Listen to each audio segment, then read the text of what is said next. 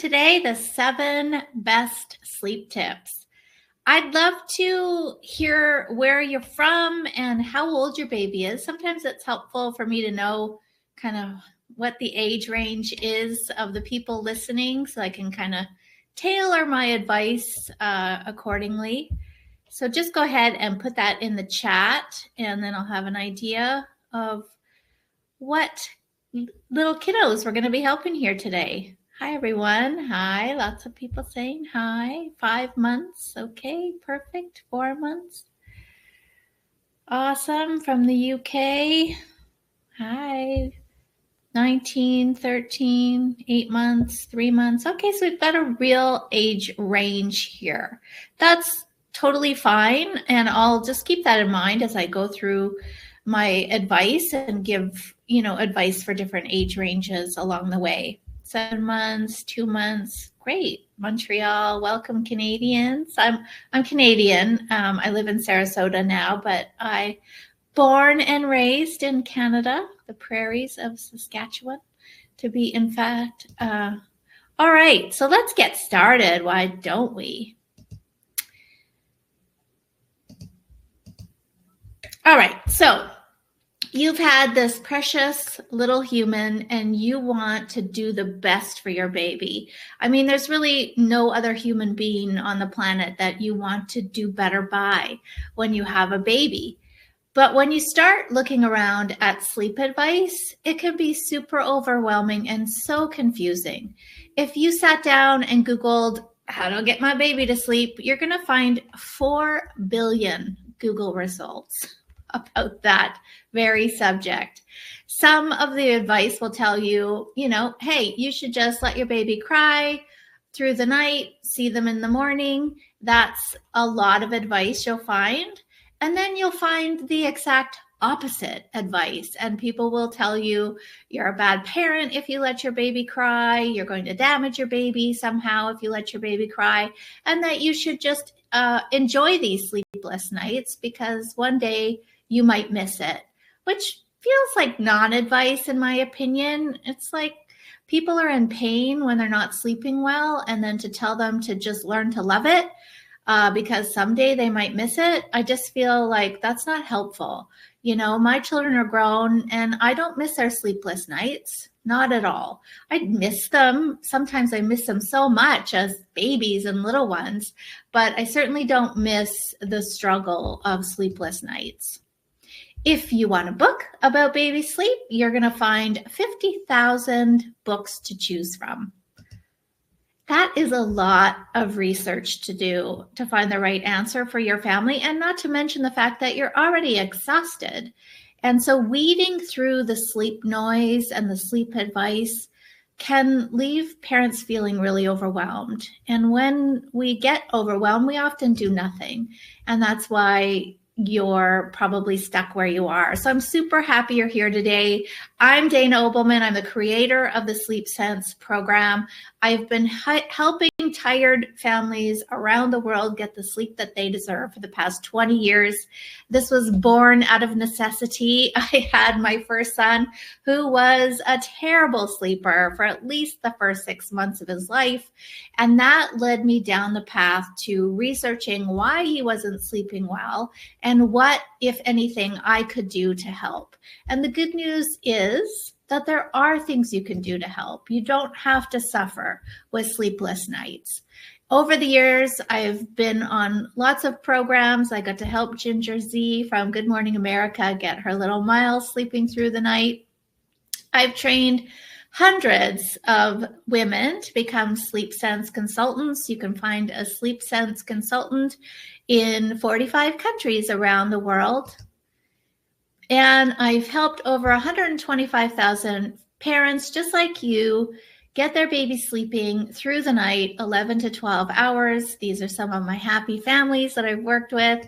It never gets old. It never gets tiring or boring hearing about the transformation that has happened in people's lives when they go from broken nights, not sleeping well, feeling frustrated and hopeless, to a week or two later having a baby that's sleeping well, taking good naps. It just makes life so much easier, better, and happier and healthier when you are getting the sleep that you deserve. Healthy sleep is my passion. It's my purpose. I believe that's what I was here to do, is help families prioritize sleep and get the sleep that they deserve. It is a necessity. Without sleep, you honestly will die. So it's as important as food, water, shelter, and air. It is one of your top necessities. So here's what we're going to do today. I'm going to share with you my 7 best sleep tips. So you're going to leave here today with practical tips that you can start applying tonight. I'm going to give you a quick walkthrough of the Sleep Sense program so you have an idea of what the course could look like for you. Then I'm going to talk about some of the most common questions that I get asked and give you answers to those. And then I have a gift for you. If you stick with me to the end of this webinar, I have a gift about creating the perfect sleep sanctuary for your baby, because environment really does play a bigger role than you might think. So I'm going to share my best tips about setting the stage for a perfect night of sleep for your little one. Okay, so we're going to start with my very favorite tip. Tip number 1 is that babies need to learn to fall asleep on their own without any external sleep props. So what is a sleep prop? Well, I want you to think about sleep like a journey. That's my favorite way to describe sleep. And when you start the journey, you might have a side of the bed that you love the best. You've got your favorite pillow ready. You've got your glass of water, maybe your earplugs in case your husband starts to snore. And this is the strategies that you've collected over the years that help you make the journey easier. And so what happens to babies is that they start making the journey into sleep with assistance. So the most common sleep props that we'll see are nursing to sleep. So nursing ends up doing double duty, I call it. It's for food and cuddles and attachment, and it can also start being for sleep. And it's not really designed for sleep. It's designed for all those other things. So when a baby starts learning that nursing is the best and fastest way to make the journey into sleep, it can become a problem down the road when this baby's waking up multiple times a night, no longer needing food, but needing the strategy to get back to sleep.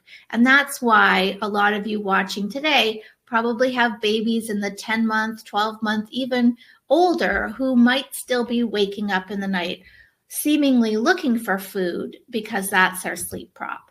Bottles are another common sleep prop. So your baby starts the bottle, they fall asleep on the bottle, then you transfer them to the crib, and now they're going to need that bottle multiple times through the night to get themselves back to sleep.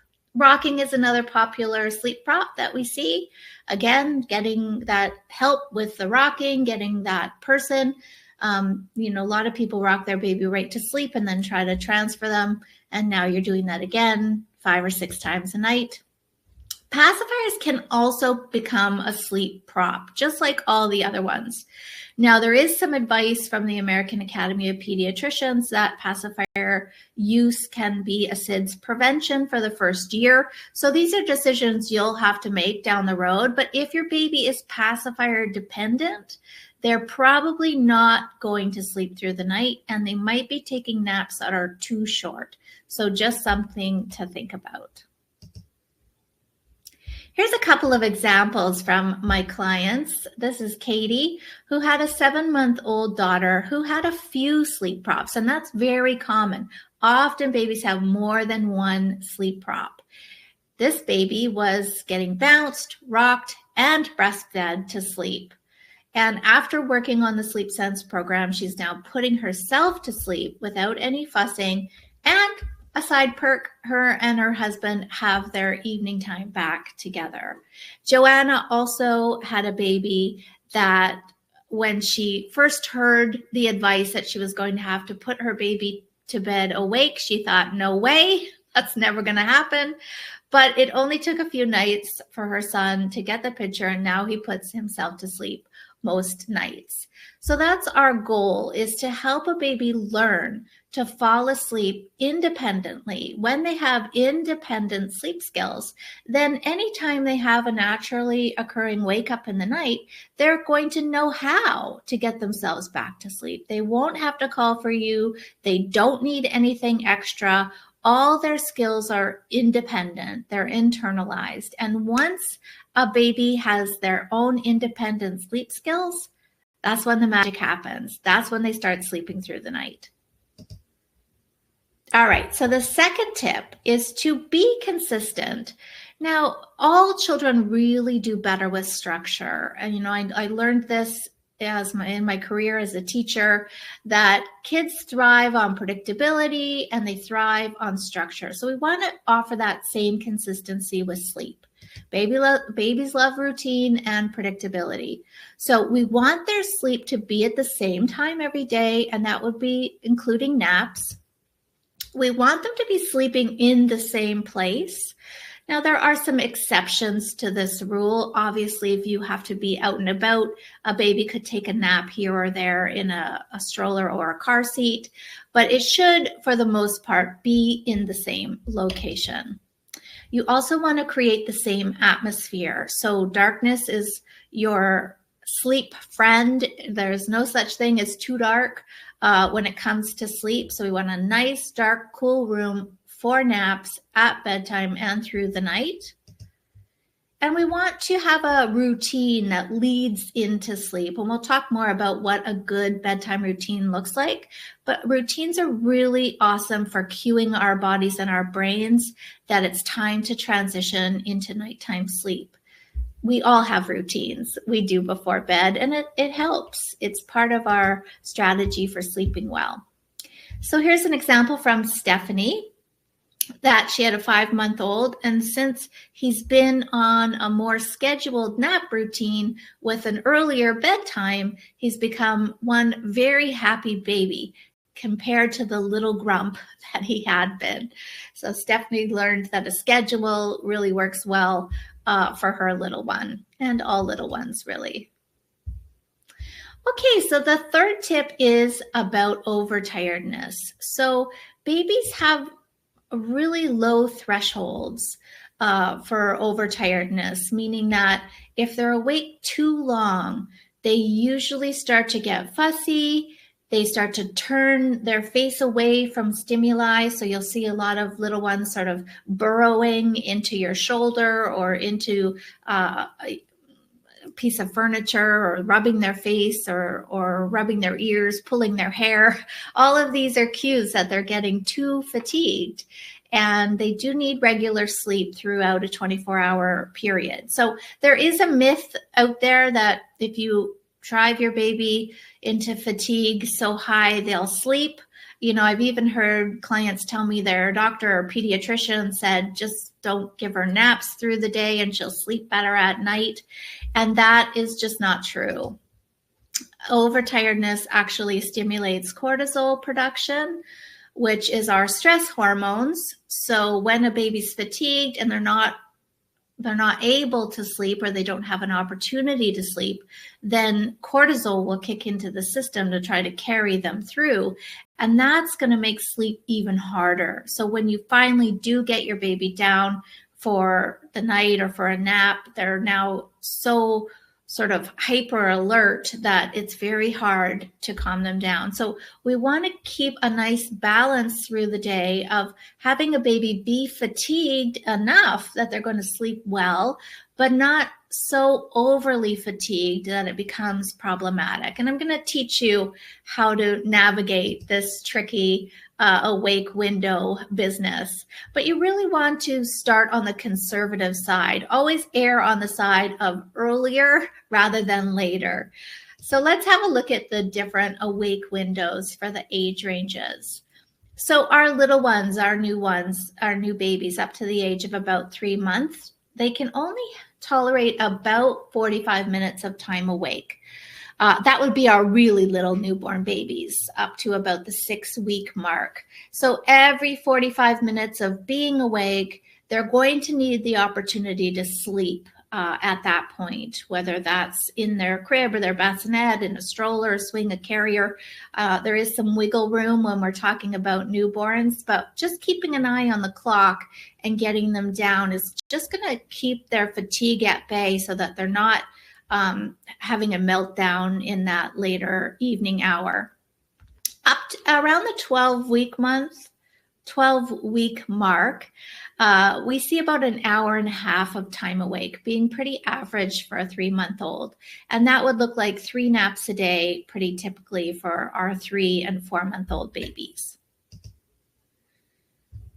Closer to the 4-month mark, babies can go a little longer, about 2 hours of time awake. So that would look like up in the morning, having a full feed, having some playtime, and then at that 2-hour mark, just getting them ready to go down for that nap, doing a little nap routine with them, and then putting them down in their crib or bassinet so that they might have an opportunity to drift off to sleep on their own.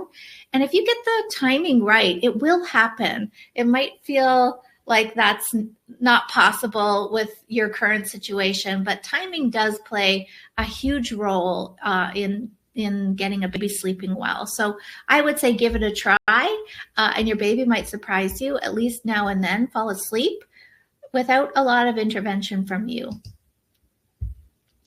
Our older babies around the 5 to 7 month mark need about 2.5 hours to 3 hours of time awake. And I find around the 6-month mark is when a lot of babies are transitioning out of 3 naps and into 2. And that can be a little bit of a tricky spot where they can go 3 hours, maybe some days, but other days they might need 2.5. So there might be a little bit of waffling between 3 naps someday and transitioning to 2. Our 8 to 12-month-old babies are very consistently on a 2-nap schedule and tolerating about 3 to 3.5 hours of time awake between each nap and between the last nap and bedtime. So awake windows are what I follow. That's what I recommend everyone follow. It does tend to eventually line up with the clock.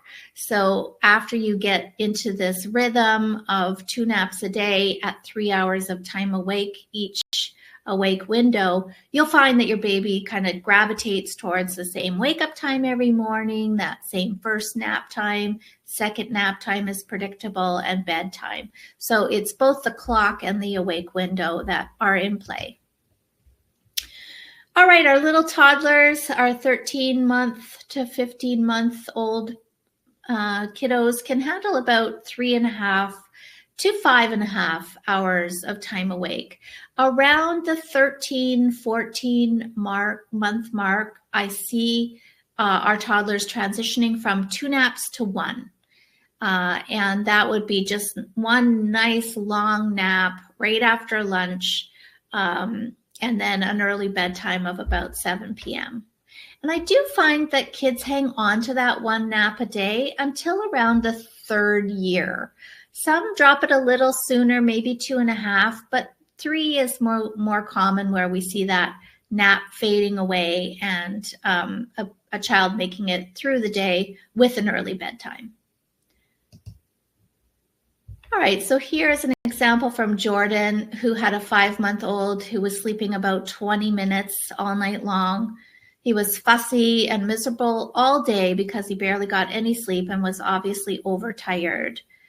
The program really helped her learn what awake windows were more appropriate for Jordan, and now he's sleeping through the night.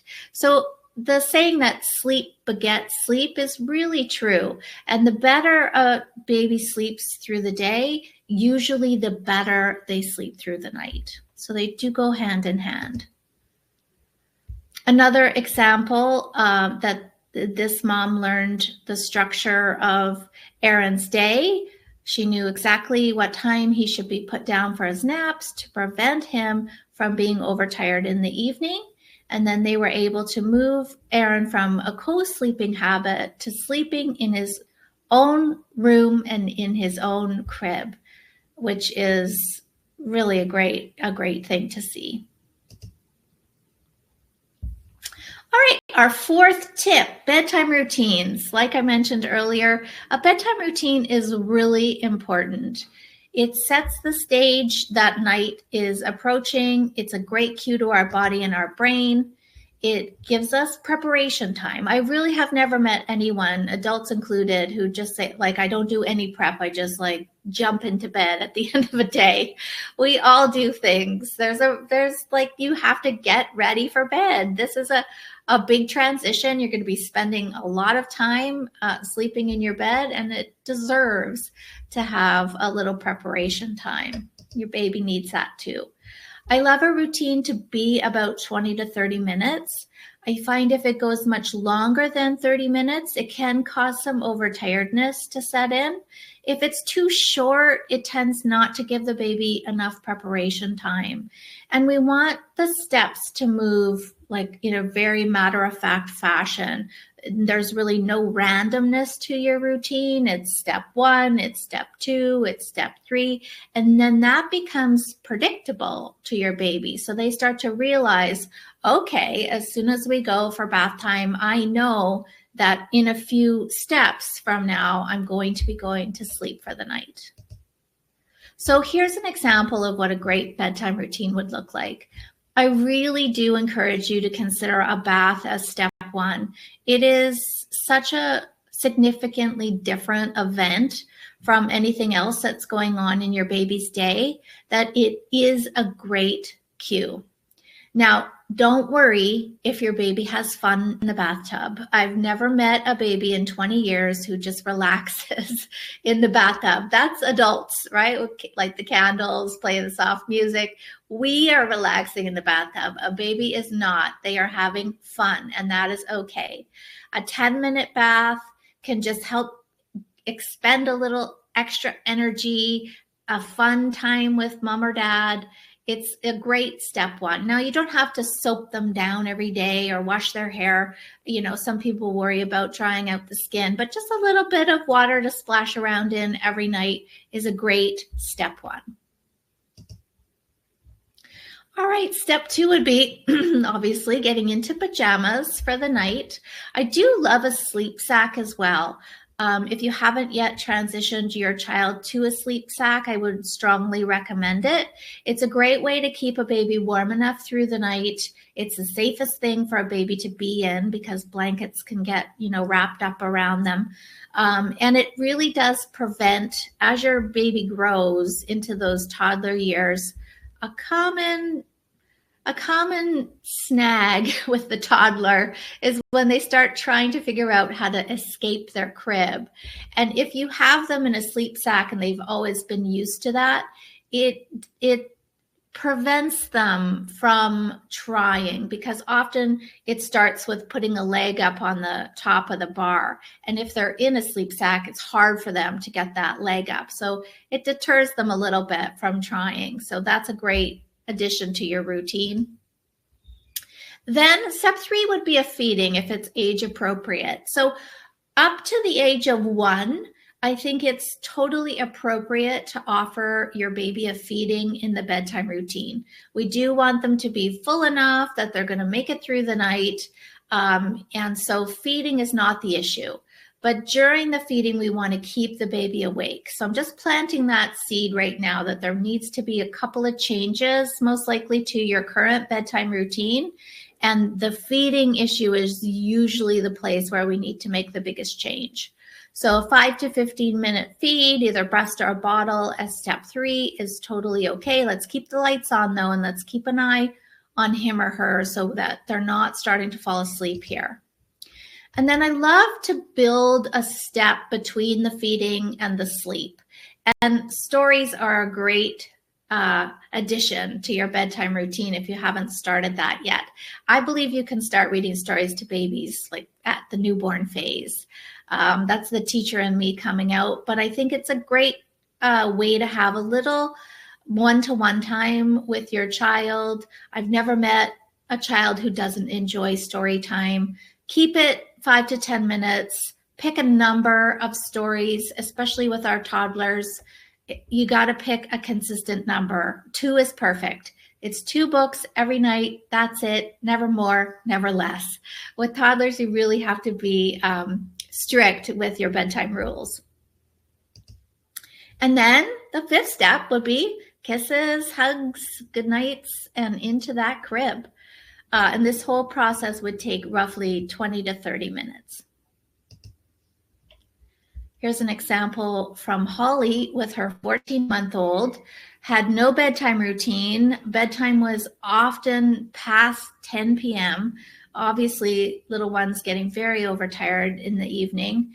But now, after the program, she enjoys her bath, her story time, her cuddles with her favorite toy before bed, and she's falling asleep peacefully in her crib, even for naps, and she's sleeping through the night. So getting all the pieces of the puzzle in line are really important before you start any kind of sleep training. Getting that awake window right, getting a perfect bedtime routine in place. This just all makes the process easier for you and for the child.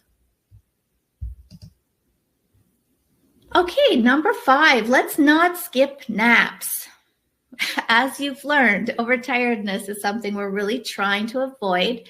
So we're not going to skip nap time. Naps are an important part of your baby's natural circadian rhythm or sleep cycles. Babies' brains are taking in so much information. They are learning so much through their waking hours that they need time to process. A lot of hard work goes on actually when we're sleeping. Our brains are working hard to organize new information, repair our immune system. It's just really important that kiddos are getting rest throughout the day. They're going to be happier during their awake time. They're going to be more fun to play with and spend time with. And you'll just notice that they have a better attention span, better abilities. Their developmental milestones often accelerate when they're getting enough daytime sleep. So in other words, napping makes your baby smarter and less grouchy during the day. So here's my best tips for nap time. Make the room as dark as possible. So there's loads of great blackout blinds now on the market, but stand in your baby's bedroom during the day, turn off the lights and see how dark it is. If you can see light coming in at the top or around the sides of the window, consider ways in which you can block that out. You can tape the curtains down on the side. You can put, a dark sheet or blanket across the top of the bar so that no light's coming in at the top. It will make for a longer nap if you have the darkness just right. And don't worry about your baby getting days and nights mixed up. If they're past the 2-week mark, that's not a worry anymore. So darkness is your friend. A nice little nap time routine is important, again, for setting the stage, especially when we're looking at our older babies, sort of our 10-month and up age range. Toddlers don't do great with transitions. They have a hard time moving from one event or activity to another. And this goes for everything, moving away from toys to lunch, moving from lunch into nap time, moving from, play dates to home. All of those transitions can cause some upset. So always giving your child a warning about what's coming next can be helpful in handling any of those transition upsets.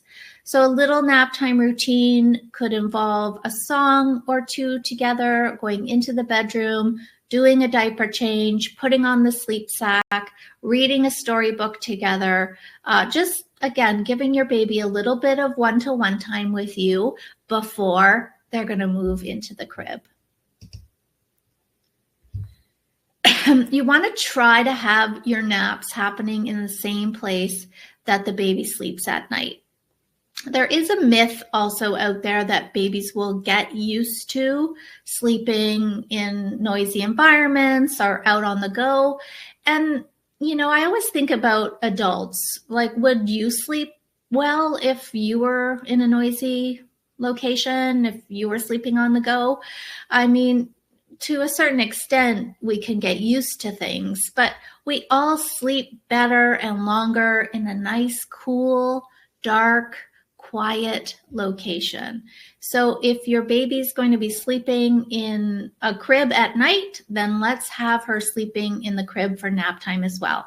Again, there are days where you need to get out and about, and if she's napping in the stroller or the car seat here and there, it's okay. But while you're trying to establish some good sleep habits for the next couple of weeks, I would make it your mission. This is job number one. Let's get this baby sleeping well. And the more practice she has falling asleep and sleeping in her crib, the faster this goes and the better her sleep will become.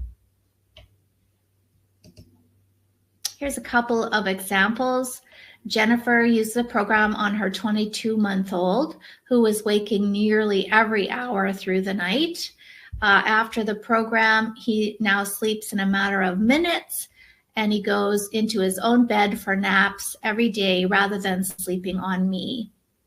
There's also a side perk to having a baby who naps well. It means that you get a break. You can do some things around the house or have lunch or take a shower. It's just really nice to have a bit of time throughout the day where you can recharge your battery as well. Maybe you even take a nap yourself. Wouldn't that be luxurious? But yeah, it does make a huge difference in everyone's day if baby is napping well. Here's another example where someone wrote me that her 13-month-old is taking a nap and I'm downstairs enjoying a cup of coffee. Before she used the program, she would have to lay down with him until he fell asleep, which could take more than an hour for every nap. And that's, that can be frustrating after 13 months, I would imagine. And she's really enjoying having a little bit of time for herself throughout that day. All right, the next tip is early bedtimes. They're going to become your very best friend, I promise you. Over the 20 years that I've been in this business, sometimes convincing parents about early bedtimes is one of the hardest parts of my job. And there's a little bit of pushback around certain ideas around the early bedtime. Often the fear is that if I put her to bed at 7 p.m., she's going to be up for the day at 4 in the morning. And that's just not the reality. Babies need about 11 to 12 hours of nighttime sleep. And so if she's going to bed at 7, she should be able to sleep till 6 or 7 a.m. the next morning. And again, through all of my years as a sleep expert, I have found that babies' body clocks or their circadian rhythm is on an early setting. They prefer to go to sleep earlier and wake up earlier. It's just biology. That changes as we grow, turn into teenagers. Our circadian rhythm changes again. But when they're little ones, they do like that early to bed, early to rise. And it's better to go with what you're given, follow the body clock, than try to fight against it. Now, there are exceptions to this rule. I have had clients where they just prefer with their lifestyle more like an 8 to 8 schedule or a 9 to 9, and it can work. It can. But I would say, again, that majority of babies are just going to fight against that, and it'll be frustrating for you. So if they go to bed too late, what you'll often find as well is that they still wake up early. Like, even if, let's say you're stuck in a 6 a.m. wake up and you'd like that to be later, and so for a few nights you try to keep your baby up till 9 or 10, and to your horror, they're still awake at 6 a.m. or sometimes even earlier than that.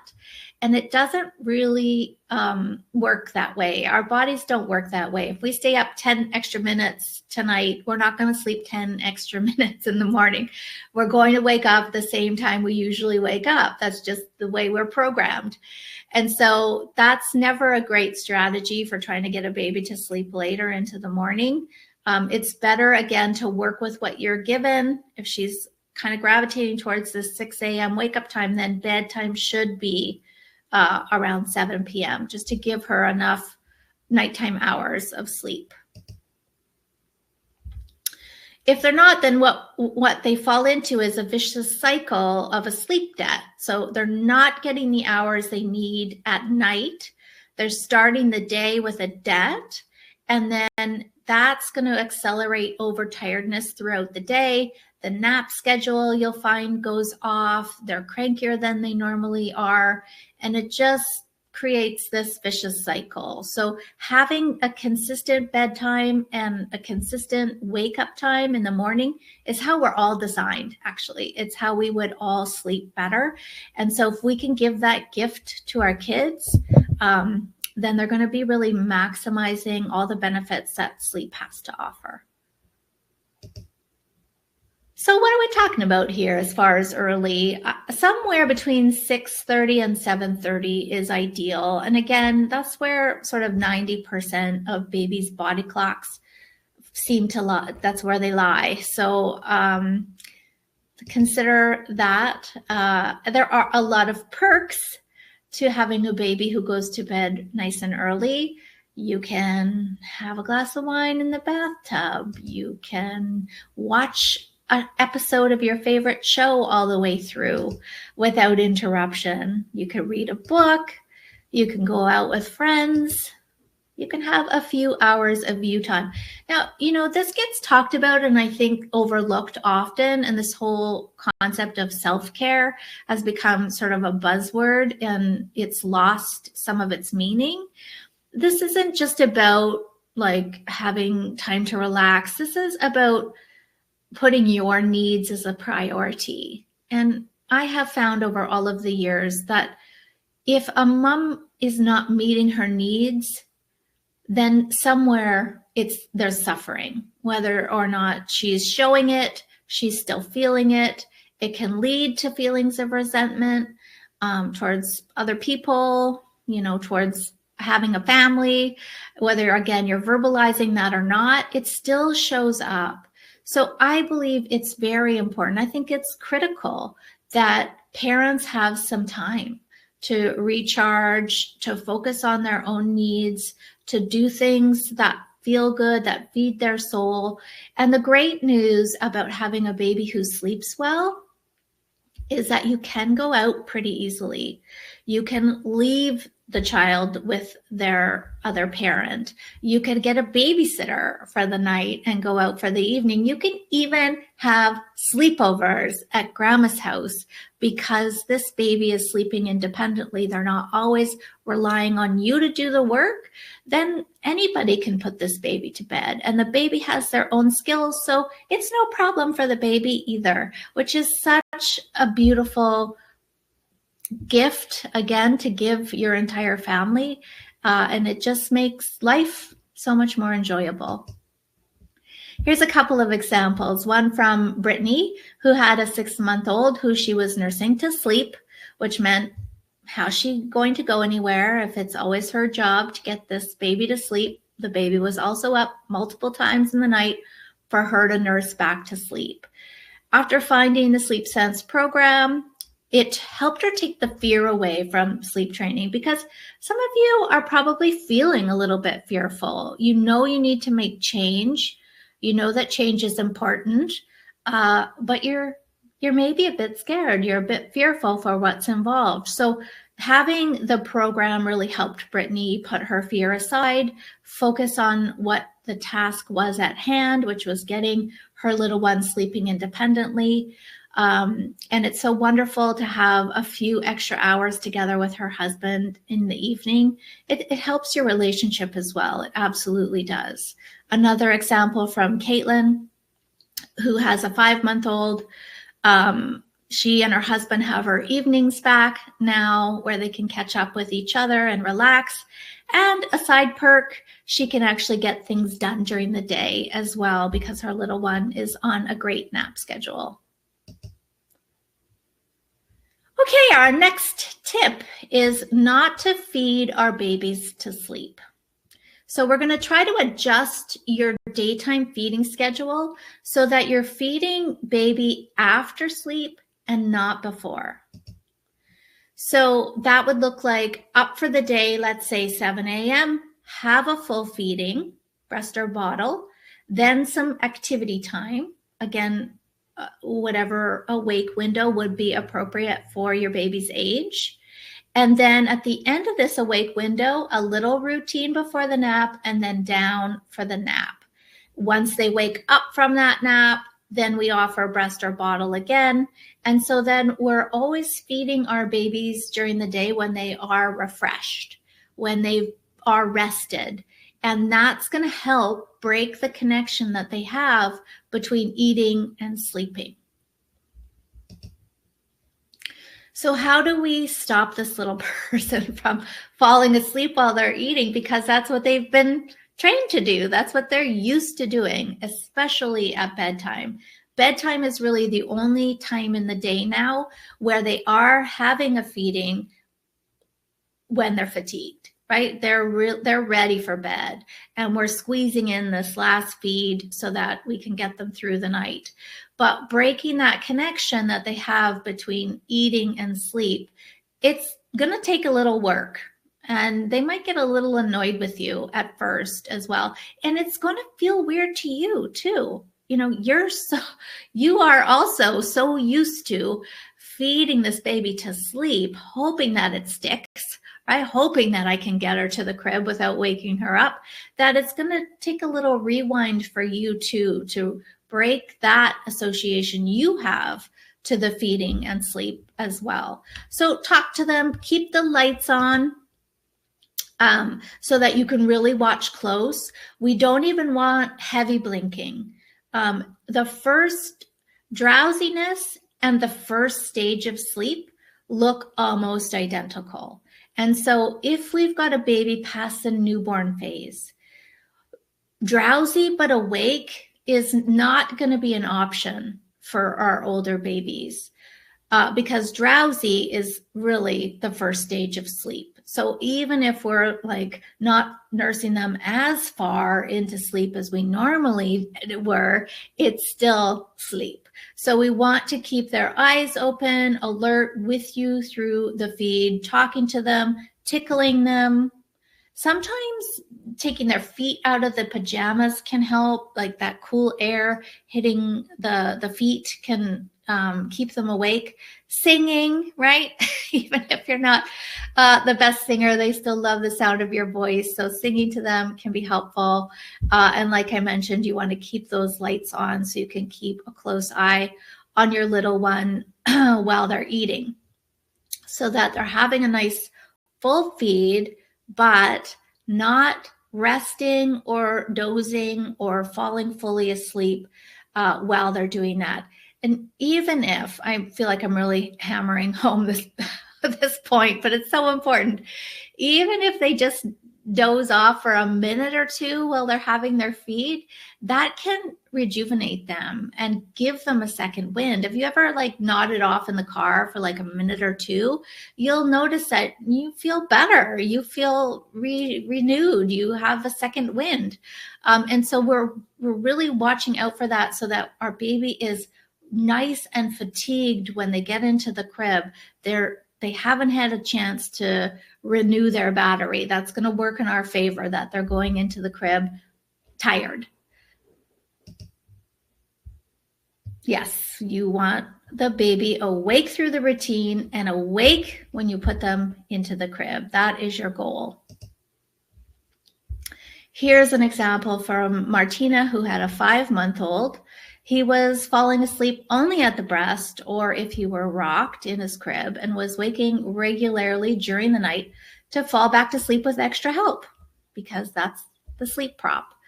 It took 3 days for things to improve, and he's now sleeping 10 to 11 hours per night.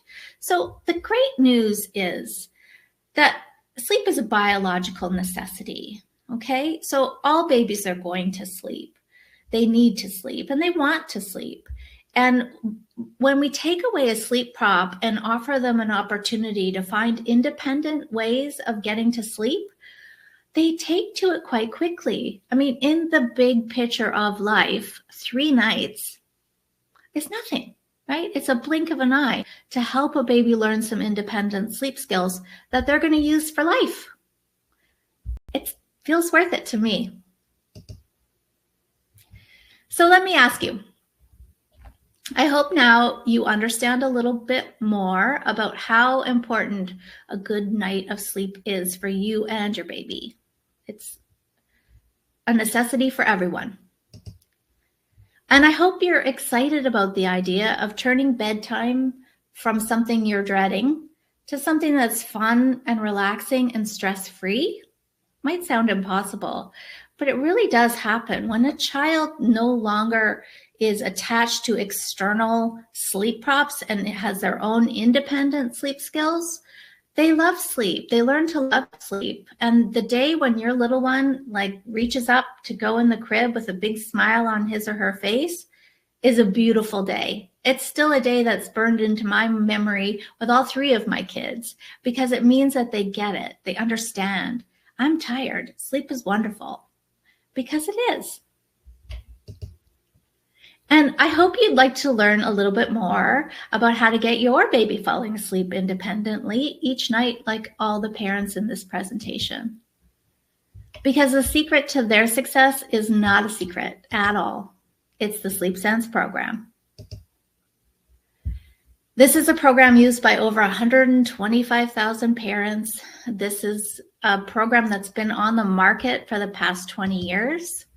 It's the best-selling and most positively reviewed course of its kind, and it has changed lives and helped create some new ones by empowering parents with all the skills, tools, and education they need to create a perfect opportunity for their child to sleep beautifully every night. So the Sleep Sense program, what does it look like? It's pretty simple, actually. It's just composed of daily video lessons. So every morning, you sit down with your cup of coffee and you listen to me tell you what to expect in the day going forward and how to prepare for the night ahead. It's straightforward, it's not boring, and it's bite-sized. So within 10 minutes, you'll have everything you need to get started on your day and move through into the night ahead. And it's customized for your baby's age because it's different. Obviously, if we're talking about a newborn or we're talking about a 10-month-old, what needs to change is going to be different, and the way we're going to do it is also different. So any program that's just a blanket, one size fits all, it's not going to give you what you really need, because at each age range, something different is happening.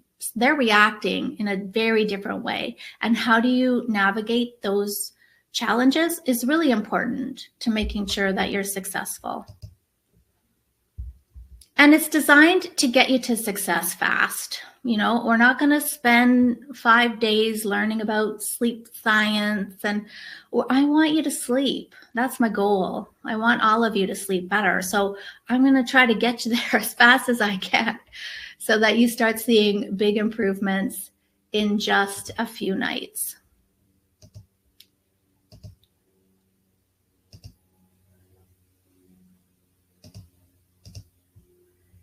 All you have to do is log in and watch the videos. There'll be reminders to sit down and listen to those videos. This, I usually charge $129 for this whole course. But for you guys today, I'm going to discount this down to $29. This is the lowest price that it has ever been in 20 years. That's how important your sleep is to me. I want you to sleep well. I want your family to sleep well. I want your little one sleeping well. So $29 feels like a no-brainer to me. I do have a couple of options for you as far as other ways I can help. This has been a really popular addition lately. It's something new that I just started, and it's your baby sleep blueprint. So what you'll do before you start the program is you'll answer a detailed questionnaire about your baby's current sleep situation. I will review that questionnaire, and then I will personally record a detailed video for you, giving you specific advice for your baby and your situation. I'm going to include the ideal schedule for your baby, what needs to change in that bedtime routine, the best path to change that I think, for given your circumstance, which method's going to work best for your baby given the situation. And then you'll have a very clear idea about what exactly you need to focus on when you start the Sleep Sense program with your little one. That is a $49 upgrade, and I can get that back to you within a 24-hour period. Here's an example from Christy, who had an 18-month-old, and he was waking up 4 to 6 times a night. He fell asleep with a bottle of milk and obviously needed one again every time he woke up. But listen to how she say he needed it. An 18-month-old does not need milk in the night. No exception. What he's waking up for is his strategy. A bottle is his fastest path back to sleep. And that's why probably a lot of you watching are stuck in this cycle of feeding your older child through the night, thinking, is he really hungry? But it's not hunger, it's strategy. So after 2 days, we no longer have to go in when he woke up in the middle of the night. He was able to put himself back to sleep without the bottle. All right. What else you get with the Sleep Sense program is my famous What If video library. So things can set back sleep, like developmental milestones, sickness, travel, teething. A new baby can affect a toddler's sleep. And so I've covered the 10 most common sleep setbacks and given you everything I can to navigate those challenges. And I also have throughout the course a ton of handouts and checklists for bedtime routines, for travel tips, dealing with sickness and teething, and so much more. So it's not just about how we're going to get your baby to sleep tonight. It's about getting your baby to sleep and then keeping them sleeping well and watching out for things that might derail your sleep success for the future. Because I want this to be a one and done. I want your family to sleep well for the rest of this child's life. So I've really tried hard to prepare you for everything that might come ahead. And you'll have access to this for life, or as long as you like.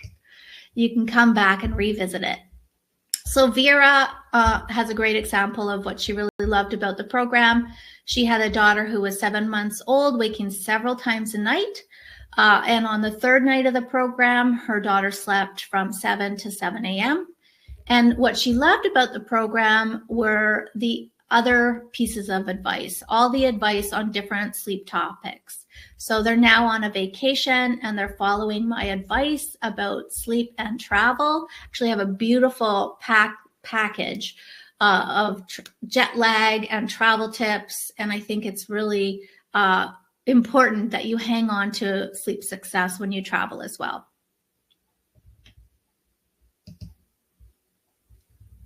All right, so this offer, this never seen before offer, is guaranteed to attendees of this presentation only today.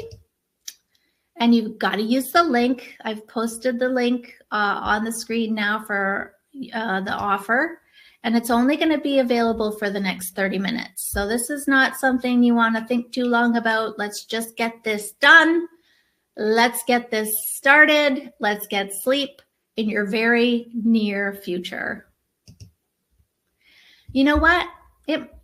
There might be a reason why you don't like the program, and that is absolutely okay. We have a no question asked, money back guarantee. You don't have to give me any reasons. You don't have to prove to me that you tried. I hate that. I know I hate that as a consumer, that I have to jump through hoops to get my money back. So you just tell me you don't like the program. I don't even care what the reason is. I want you to find a program that works for you. And if it's not mine, that's okay. So let's do this. It's risk-free. Let's get you sleeping. Nadine had an example where she had a 6.5-month-old, was waking up 5 or 6 times to nurse. And after day 4, there's been improvements every night. She's self-settling so nicely without mom even being in the room, and naps have improved immediately. The first nap now is 1.5 to 2 hours. So I want to just focus too on the fact that this is not, this is not like a wonder drug. This is a learning process. Again, babies learn this really quickly. Like 4 days is really nothing. But when you see improvement in your days, night 1, not great, obviously. Day 2 is a bit better. Night 3 is a little bit better. You see this improvement, it's working, and you see the benefits of getting longer stretches, taking better naps. That gives you the motivation to keep going, to see it through, because this is a skill. If I was teaching my children any skill, reading a book, learning to ride a bike, I don't expect perfection in a day. I don't expect perfection in the first week or 2, probably even. I'm just giving them opportunities to practice. I'm there to encourage and support and help. But the actual act of learning the skill, it has to be theirs. And this is the same thing. Sleep is a skill. One more example. She took a chance on the program. She used to nurse her to sleep every single night for a whole year and through the night whenever she woke up. And so she thought about the Sleep Sense program for about a month before she said, what the heck? Let's give it a shot. And it was the best decision that she ever made. After just 4 nights, her baby girl was sleeping through the night like a pro, sleeping 11 to 12 hours, and the videos were so easy to follow. So just giving you some validation here that this is an easy approach, an easy system to follow with great results in relatively little time. Okay, so I want now to focus on some of our most common questions that I get asked throughout the years. The very first question is that people have tried everything else. I get emails from people all the time saying, I've tried everything. And so what makes Sleep Sense different from everything else people have tried? Well, it's a simple, proven system. It's been fine-tuned over 20 years to get you to success as fast as possible. It's customized specifically for your child's age and all the common challenges that show up with the different age ranges. And you can choose your own method. This isn't a one-size-fits-all. This is a program that gives you some choice. You can handle it one way if it feels better for you. You can handle it a different way if that's making more sense. You're not locked in to one approach. And it's very easy to consume. A lot of people buy courses and then they just sit collecting dust, virtual dust on their hard top, on their computer. So this is not a big challenge. This is just a 10 minutes video every morning, and that keeps you out of overwhelm and it keeps you moving forward with the content. And again, it's been around for so many years, helped so many parents. It's worth a try, I think. If you've tried everything else, then try this next. It'll be your last stop. Here's an example from somebody who thought she had tried everything. She tried another popular program on the market. I won't name names, but it's right there. And she didn't have great success with that. And so she found the Sleep Sense program, and she felt like I knew exactly what they were experiencing and that I had the answers to solve their problems and their worries. Okay, the next common question I get asked is Sleep Sense cry it out. I was just writing a post this morning where I said I would really love to eliminate the phrase cry it out. And what I'd love to replace it with is work it out. Let's let babies work it out. It's not our job to always rescue our children from every single thing in life. And teaching a baby to sleep well, it requires practice. It does. It takes time for a baby to learn how to fall asleep without their sleep prop.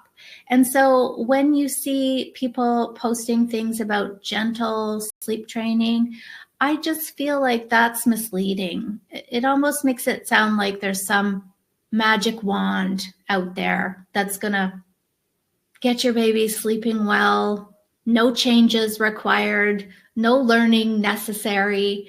And again, that's just not reality. It is a matter of learning new skills, practicing those skills, perfecting them so that they don't have to cry anymore. They know how to do this and they stop. It's their baby's way of saying, I'm not sure how to do this without the sleep prop. I guess I'm going to try. What choice? That's the option. I need to try. But I'm not going to ask you to leave your baby alone to cry. And I think that's where a lot of parents get nervous. And I get it. I don't want to sit in the other room and listen to my baby cry either. And so you don't have to leave your baby. You can be there. You can be supportive. You can be a cheerleader on the sideline while they learn a new skill. We're going to set the stage. We're going to have the environment perfect. Our awake windows are going to be spot on. All of that's going to make it easier on your baby when they start applying some skills to getting themselves to sleep. So I hope that helps answer that question. This is not about throwing your baby in a crib and seeing them in the morning. There's so much more to sleep than just that. There's many pieces to the sleep wheel that need to be addressed and you need to be educated about before you can start this. And so, this is just the reality that this baby has to learn a new skill, and there's only one way to get there, and that's through practice. Amelia is mentioning that she has a 14-month-old that was waking every 3 to 5 times a night and tried another program, but it just didn't feel right for her because it required a lot of leaving the baby to cry without any kind of check-ins, and the routine was super inflexible. And so I just want to reassure you that, that's not what my program is about. I'm about empowering you. I'm about educating you.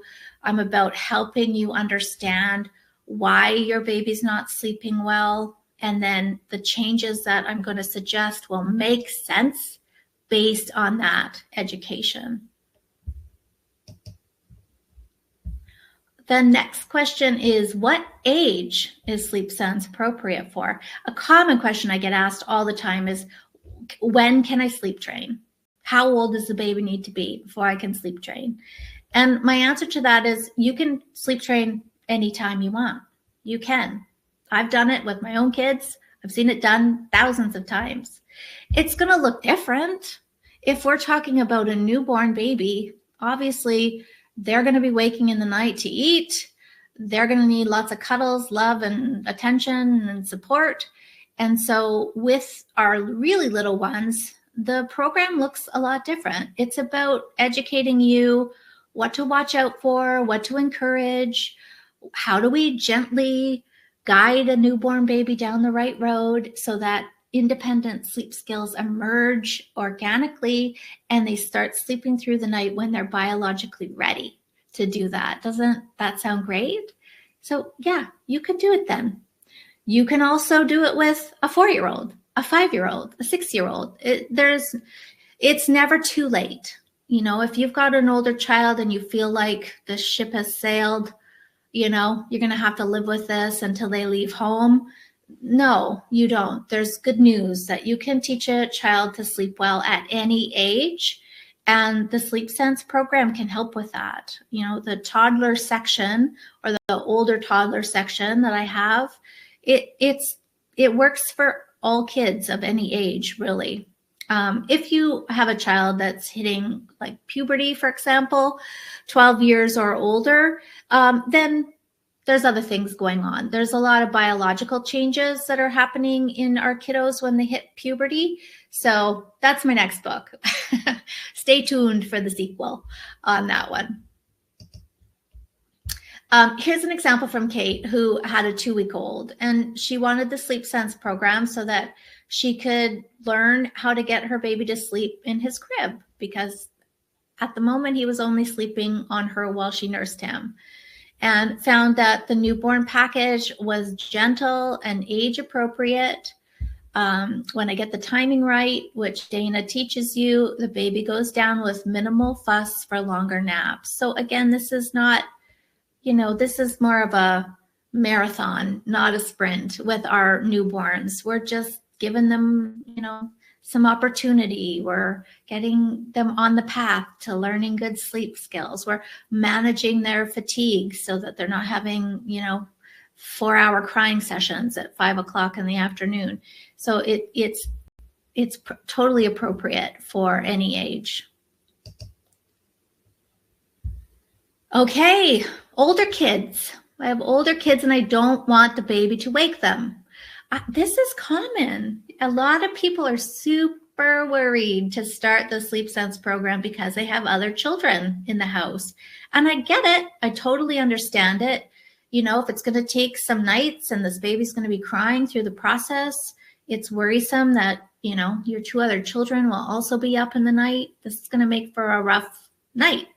So let's troubleshoot that a little bit. My best advice is there somewhere we can move the older children for a few nights? Could they have a sleepover at Grandma and Grandpa's for the weekend? Could they sleep in the spare bedroom for a couple of nights just to get some distance so that, if the baby's crying, it's less likely that that's going to wake up the other children? If they're in deep stage 3 sleep, they're not going to hear anything. I can still remember a night when we lived in a condo and the internal condo alarm was going off. If you live in a condo, you know how loud that is. It's deafening. And our son slept right through it because he was in stage 3 sleep. Stage 3 sleep is deep, and it's very hard to wake anyone from that. So there'll be times where your other children won't even notice. So it's not like the littlest peep in the night is going to cause a wake up. And for most babies, the roughest nights are just the first few. So that's kind of the hill that we have to climb to get to the other side, if that makes sense. A couple of nights of everybody's up and this isn't fun in the name of we're all going to be sleeping well for life feels worth it to me to do that. Sometimes I'll suggest we move the baby. If kids share a room, let's move the baby somewhere new for the program, for the 14 days of the program. And then once that baby's sleeping well, we can move them back in with the other child. Here's an example. I still remember getting this email from her.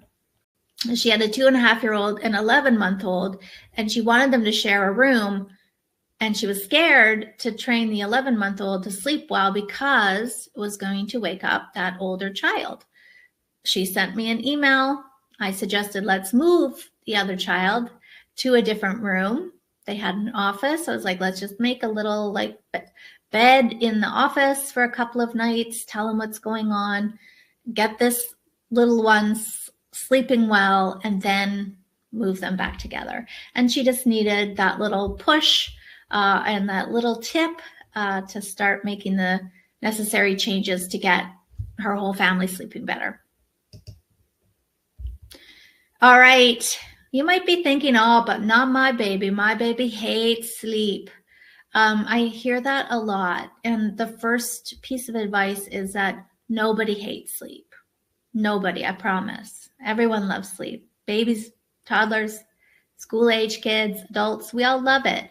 Do we have some issues around it? Maybe, but we all biologically need and love sleep.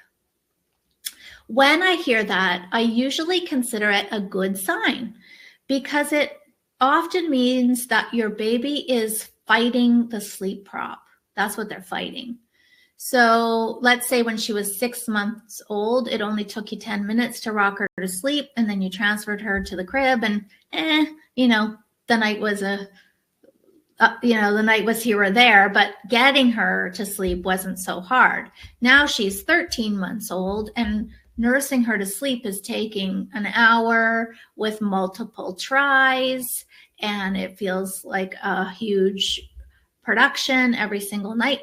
That's a good sign because it means she is not liking this anymore. The nursing to sleep is not working for her the way it once did, and she's fighting that. So those kids, I find, when you start the program with them, night one, huge difference already, right out of the gate. It's almost like they just needed to be shown a different way. And once they see it, they take to it quickly, and they start sleeping really well after that. Yes. So, you might have a more spirited child.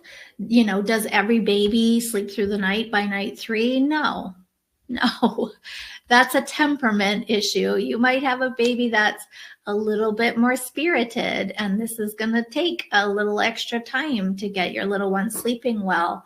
But all babies can sleep well. All babies should be sleeping well. So even if you think you're in for it with your little one, it's worth it. It's worth it to do it so that she or he becomes a wonderful independent sleeper for life. Here's an example from Amanda of this very thing. Bedtime was always a big struggle with her 13-month-old, who she said hated going to sleep, was taking an hour with nursing and bouncing and shushing, and she always wanted to be held.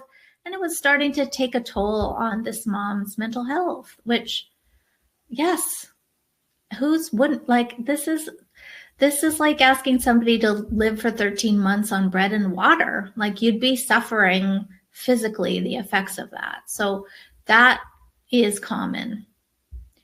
But after they used the Sleep Sense program, in just 10 days, she went from fighting sleep to happily going down for naps in her crib and sleeping soundly from 7 to 7. So I love this example because the other ones in 3 or 4 days, everything was so much better. This took 10 days. And I think that that's pretty typical. If I've got a baby who is a little more spirited, she's had 13 months of doing it one way, change is going to take a little bit more time. But mom stuck it through, held strong. And in 10 days, she's now going down happily for sleep.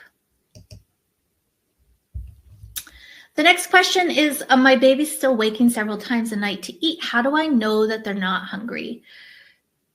I wish there was a clear answer to that question, that, your 2-year-old, she's waking up 3 times for a bottle in the night. Is she hungry? Maybe. And chances are maybe pretty high, because if she's eating 3 bottles every night, she's not eating well during the day. She's not. Because she doesn't have to. She's getting a lot of calories in the night, and then she only has to eat, a few pieces of toast to meet her calorie quota. And so it's a common struggle for my clients with toddlers that, again, it's a vicious cycle. She doesn't eat well during the day, so I give her bottles all through the night. But we have to end those nighttime bottles. So she starts sleeping through the night instead of having bottles. Then cutting out those nighttime calories will mean that automatically she's going to need to eat more during the day. And they almost always do. Within the next day or two, they're eating like you've never seen them eat. So that's just something to keep in mind. Now, again, if we're talking about newborns, they need to eat in the night. And this is not about getting newborns sleeping through the night. Never. Even the 3, 4, 5 month age range, there could be a scenario in which those babies need a night feed. Again, this isn't real. I'm not pushing you to end nighttime feeds. I'm pushing you to teach independent skills. Then I find that the night gets better on its own with time, and your baby starts sleeping through the feed because she has the skill set. So that's not even really on the radar at first. We're just focusing on independent skills. After the age of 6 months, again, there can be exceptions to this rule, but I find that most 6-month-old babies can go all night without a feeding. Biologically, they're ready. If they are eating in the night, they're probably doing it out of habit. So that's a common scenario I see where a baby, let's say an 8-month-old baby, is waking up at midnight and then again at 4 looking for a feed. This is habitual. This is not, calorie driven. This is just, I wake up at this hour, you feed me, that's what we do. And it's not going to stop until you stop it. And you say, that's enough. Thank you. You no longer need to have food in the night. Let's eat it during the day. And you pull those nighttime feeds. So sometimes that has to happen if you sense that your baby's become a habitual nighttime eater. The good news is that if you don't feed in the night, your baby's going to wake up ready to eat, have a full feed, eat a full breakfast, whatever the case may be. That's a good thing. And they make up any lost calories really quickly. Within the next couple of days, their calorie consumption is biological. That if a baby needs 1,100 calories in a 24-hour clock and they're not getting any in the night, they're going to eat 1,100 calories during the day. They're very good at that. With adults, we have all the problems. We're eating for all kinds of reasons. But kids are great at eating what they need. And again, if they don't get it in the night, they're going to need it during the day. Here's an example from Sarah, who said by day 3, her 13-month-old was sleeping through the night and waking up at 7:30 in the morning. And he also started eating so much more during the day because he's not having bottles overnight. So it's a classic example of cutting the calorie source in the night and seeing a dramatic improvement in consumption of food during the day.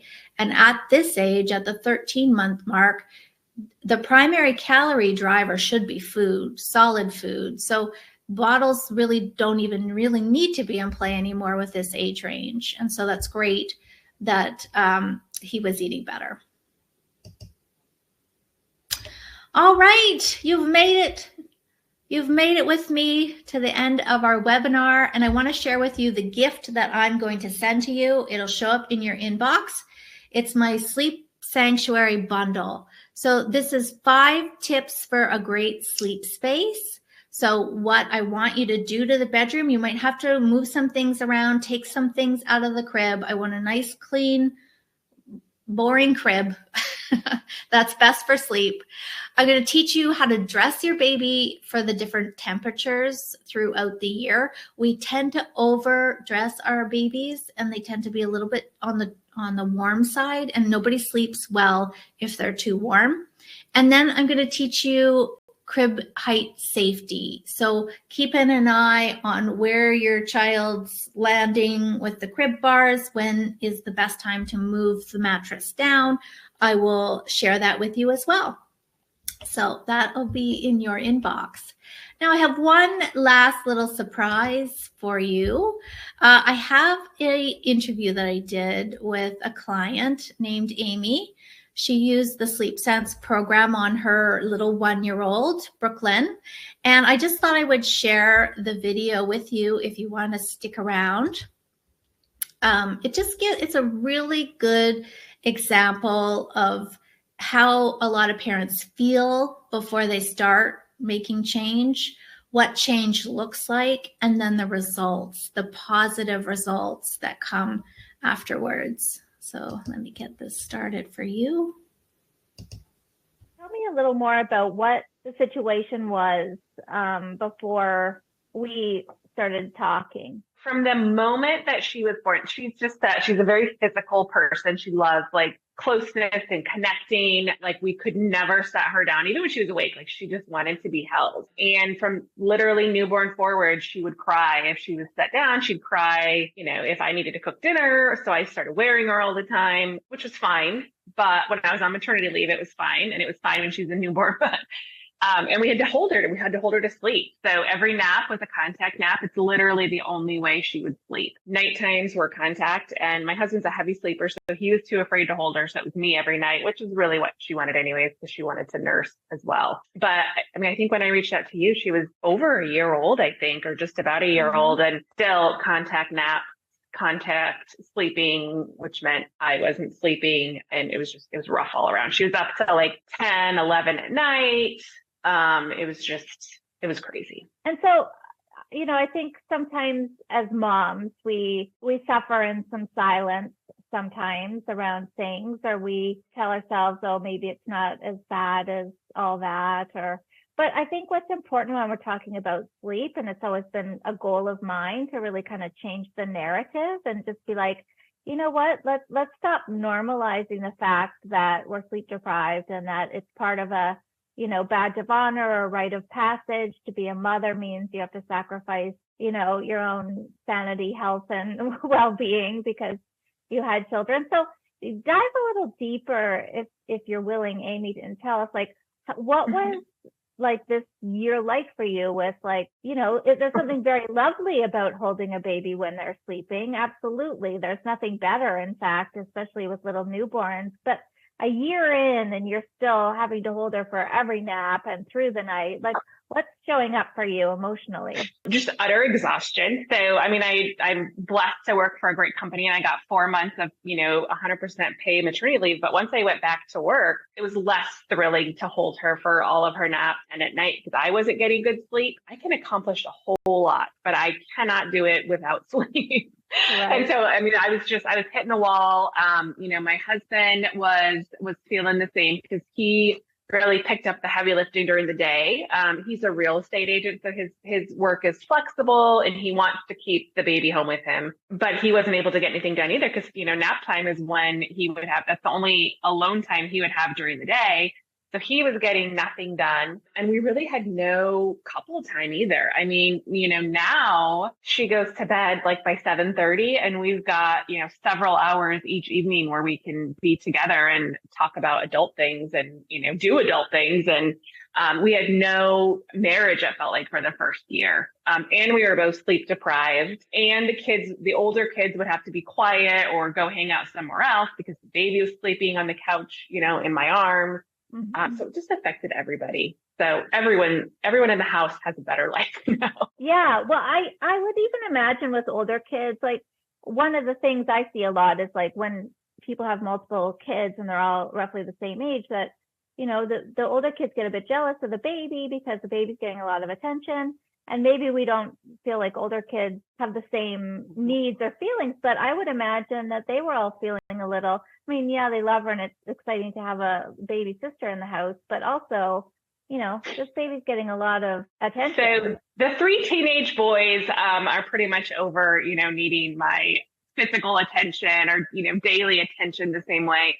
My daughter really struggled though. She just turned 11 2 weeks ago. So she was, 9, 10, and she was my baby for all those years until Brooklyn came along. So she definitely noticed and, you used to snuggle with me or why can't you come, tuck me in and sing me some songs like you used to? Why is it always about Brooklyn? So we've had more time for her too and more uninterrupted time, because Brooklyn loves her sister, but it's hard for her to have that free time or free mom time. So once Brooklyn goes to bed, it's better for my daughter, Chloe, too. Oh, that's great news. So when we started talking, I think you emailed me originally just with some questions. Do you remember like what your biggest concern or hesitation or worry about taking some steps to help Brooklyn sleep better? My one worry was her room is right next to my daughter's. And so any sort of like cry it out method would mean, and Chloe is a very light sleeper. So, anytime that we would try and have Brooklyn sleep in her crib, she would instantly,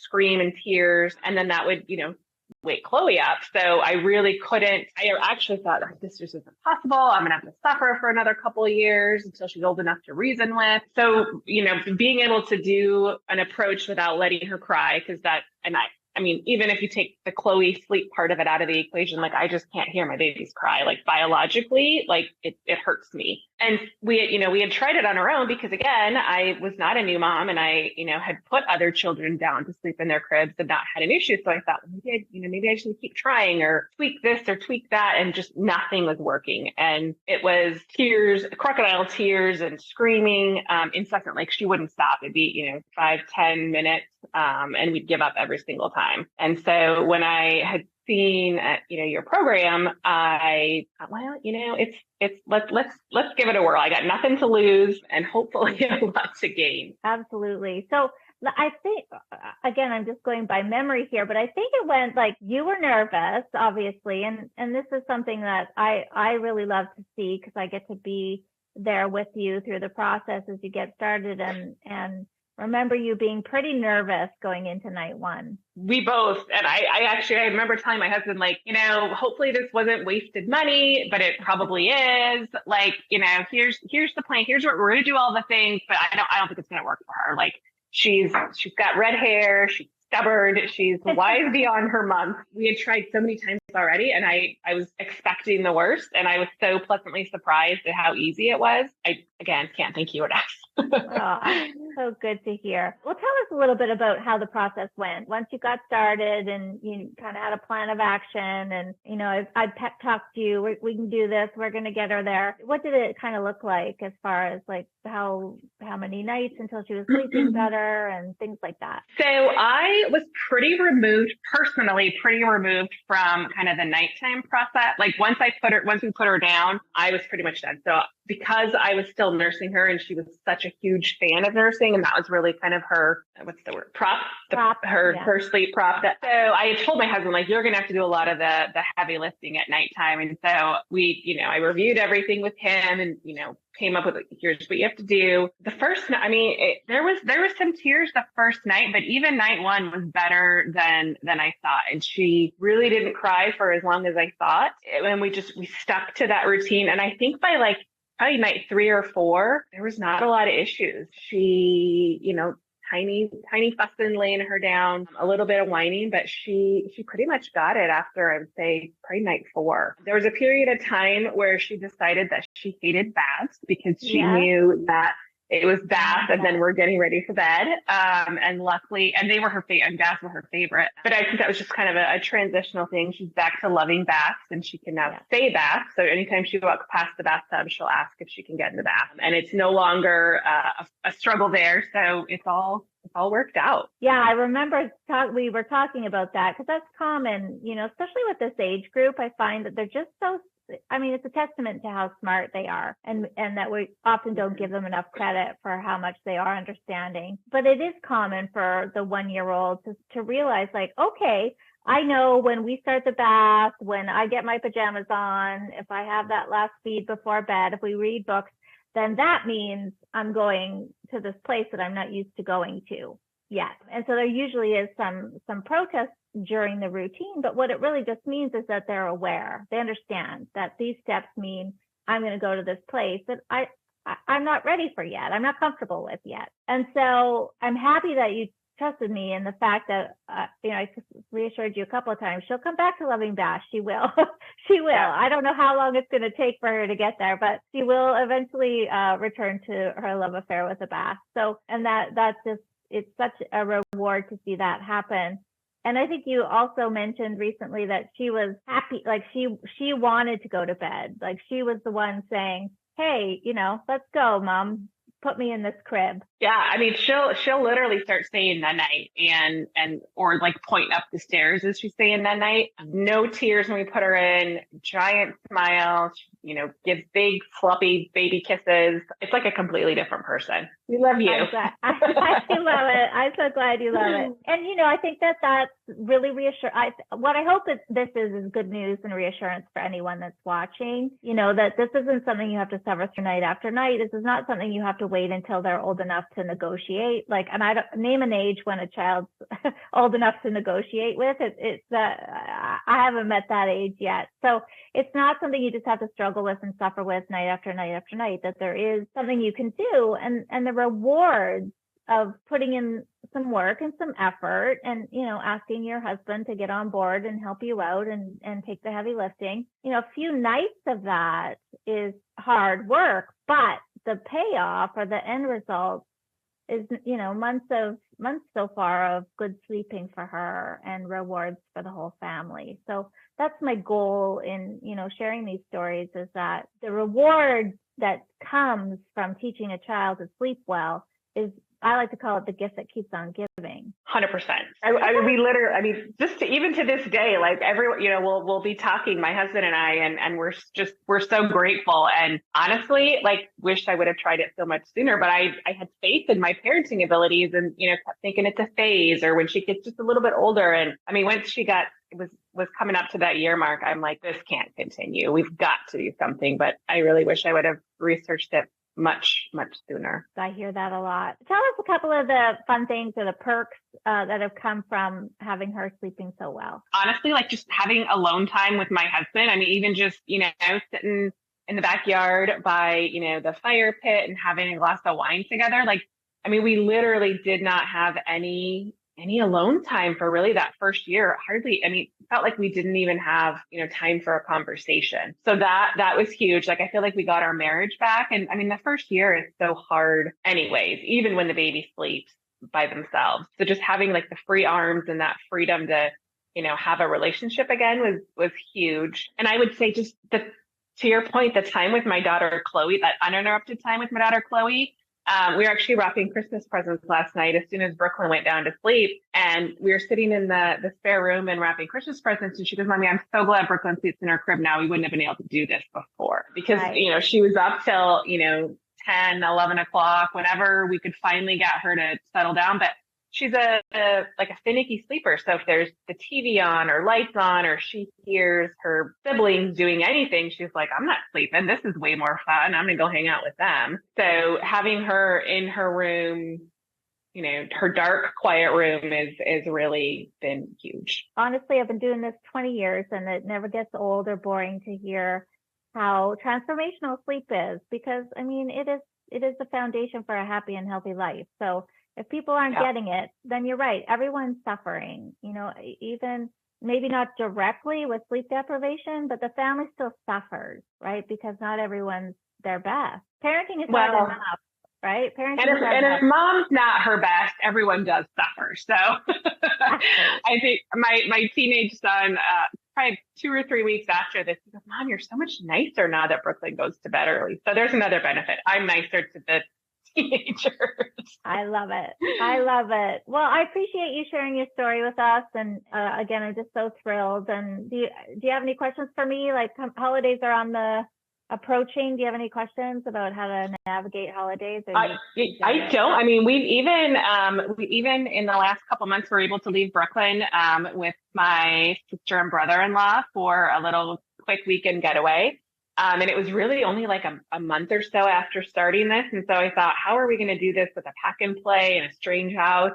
And I just wrote down, step by step what her routine was. And they followed it down to the order of the books that we read. And it was a non-issue. They sent me pictures of Brooklyn sleeping in her pack and play, 0 tears. So I think we can handle any of it. Got this. Yeah, you got it. All right. You're empowered and ready. I love it. Yeah. Well, thank you so much. And Amy, give that little cutie a kiss for me. And I just really appreciate you sharing your story with all of us. Sounds good. Thanks, Dana. Always appreciate you. Happy holidays. Bye. You too.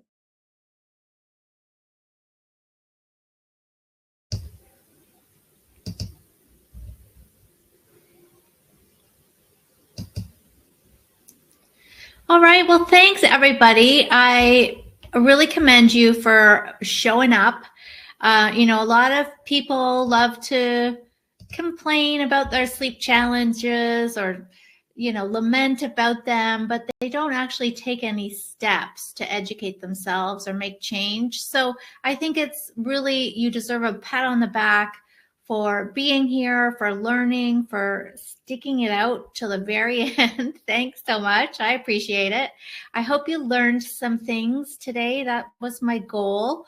I hope you are thinking about putting a few of the tips into place. Could be as early as tonight. And I just hope that you'll make some positive change in your family's sleep. Because it's so important for everybody. And I just, again, thank you for your time. And I wish you the best of luck. And I wish you a good night of sleep.